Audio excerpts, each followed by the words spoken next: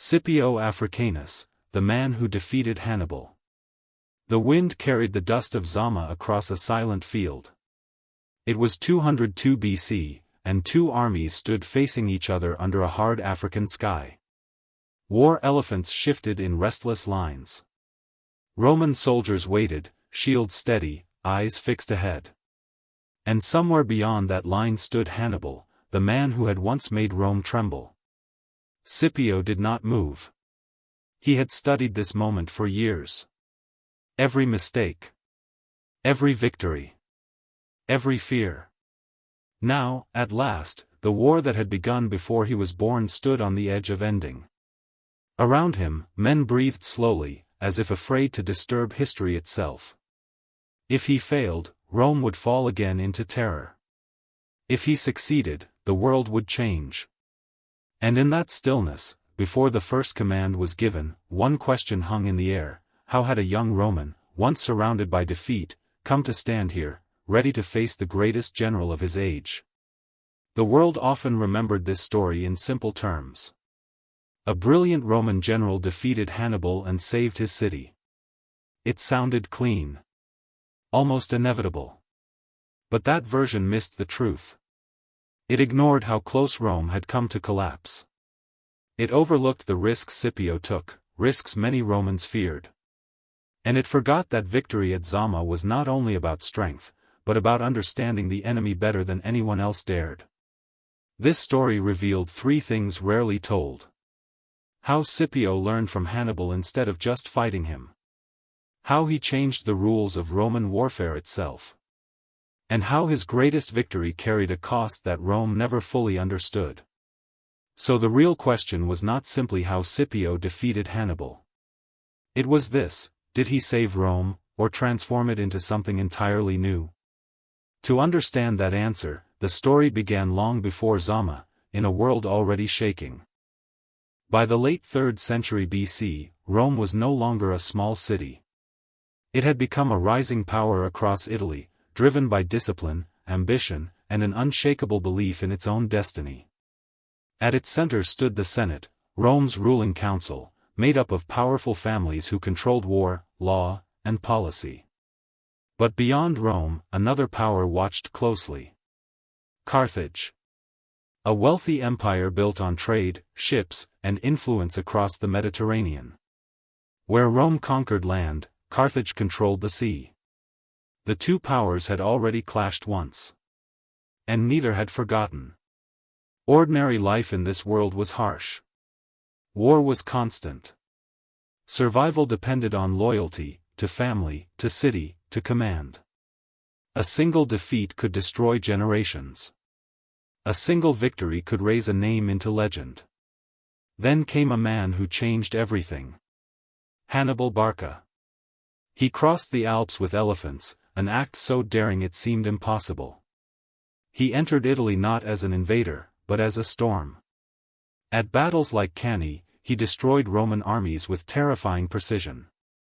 Tens of thousands died in a single day. Rome did not just lose soldiers. It lost confidence. And in that chaos, a young boy watched. Publius Cornelius Scipio. He was born into one of Rome's leading families. His father and uncle were commanders in the war. His path seemed clear: serve Rome, rise in rank, follow tradition. But tradition was failing. Roman armies were being defeated again and again. The system that had built Rome was now struggling to protect it. And for Scipio, this was not distant history. It was personal. At the Battle of Ticinus, he saw his father wounded in combat. He rode forward through chaos to save him. It was a small moment in a massive war, but it revealed something early. He did not freeze. He adapted. And in a war where Rome kept repeating its mistakes, that difference would change everything. Most Romans believed victory would come through persistence. Keep fighting. Raise more armies. Outlast Hannibal. Scipio saw something else. Rome was not losing because it lacked courage.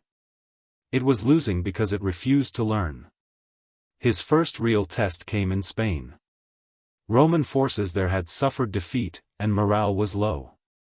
At just 25, Scipio was given command, not because he was the obvious choice, but because few others wanted the risk. Spain was dangerous. Carthaginian forces were strong. The terrain was unfamiliar. And yet, Scipio did not approach it as Rome always had. He studied his enemy. He observed their movements, their habits, their timing. Then he did something unexpected. He attacked New Carthage, a major Carthaginian base, not with brute force, but with timing and intelligence. He struck when the defenses were weakest.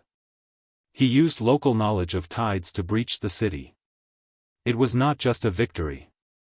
It was a statement. Rome could think differently. After the battle, he treated prisoners with unusual restraint. He returned hostages to their families. He built alliances instead of destroying them. Some saw this as weakness. But others saw something new, a leader who understood that war was not only about killing, but about control. What kind of Roman general showed mercy in the middle of war? One who understood that fear alone did not win empires. His rise continued. Victory followed victory in Spain. Carthaginian power there collapsed. But success brought tension.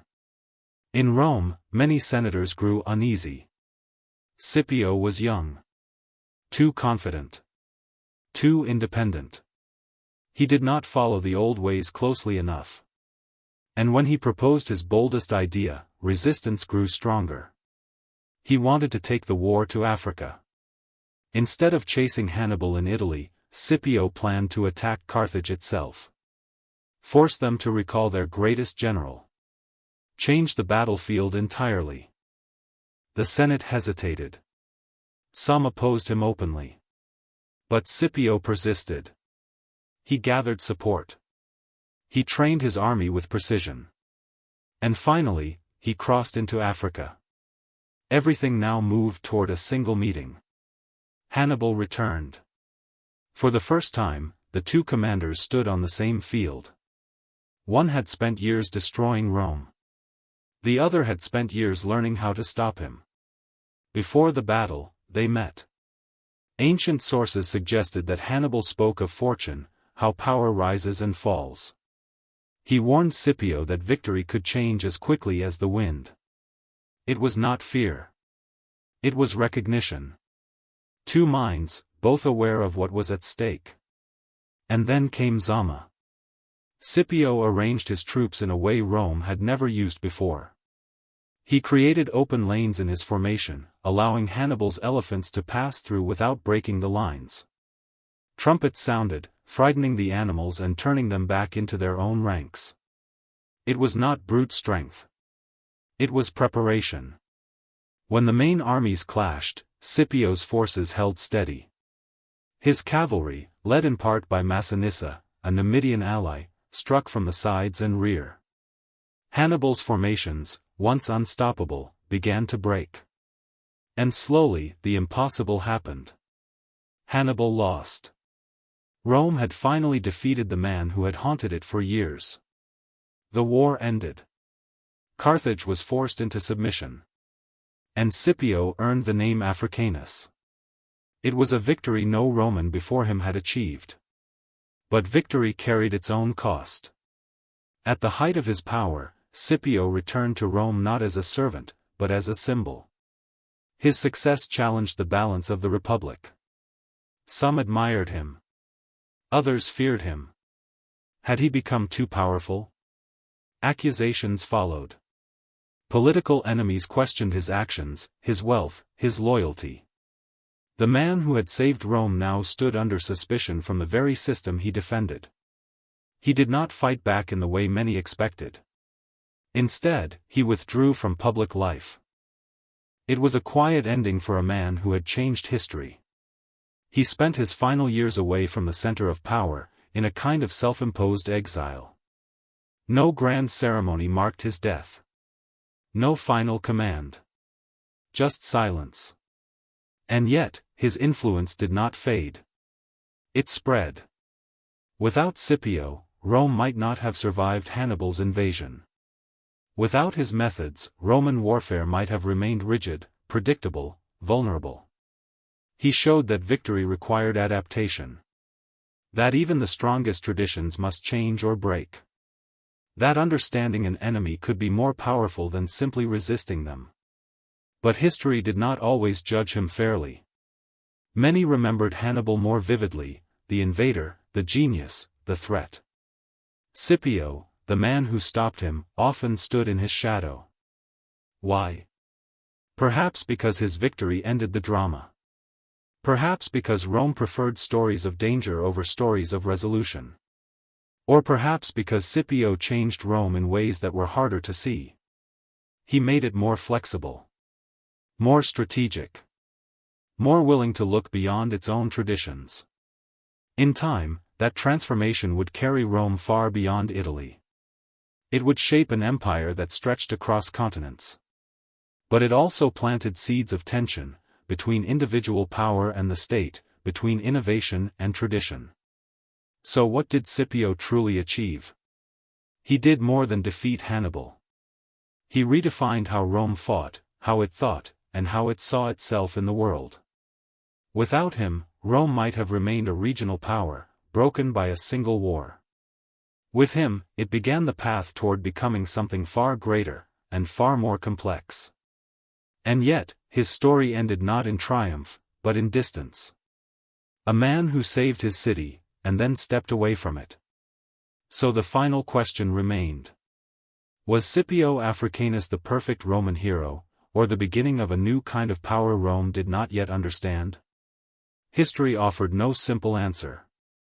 Only the echo of that battlefield at Zama, where one man did not just win a war, but quietly changed the future.